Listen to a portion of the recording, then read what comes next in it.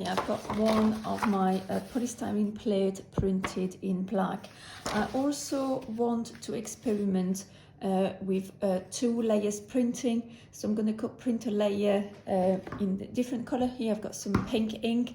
So I'm going to print a layer in pink, then carve some more areas onto my polystyrene and print another layer on top of it in black. So I just can experiment with different effects on here. So same principle, just a small amount of coloured ink, rolling to spread it on your roller. There we go, got a nice pink.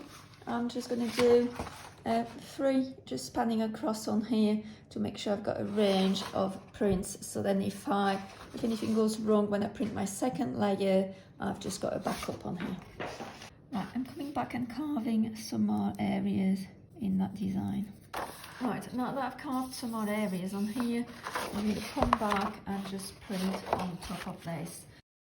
So here I'm trying to carefully line it up with the marks I had before. Yeah, I think that's about right. Roll over the top and peel off. I've got a 2-colour print now. Here I'm going to print keep one of the pink ones, so I've got an example of the coloured one as well as a black one on the first layer. I've got a range of examples. I just want to get another piece of paper to just do a black print straight on. So here I've got an old envelope,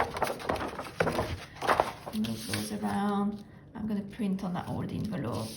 So you can print on scrap paper, and coloured papered, watercoloured background papered, white paper, and so on. There's really a really wide range of possibilities here to explore.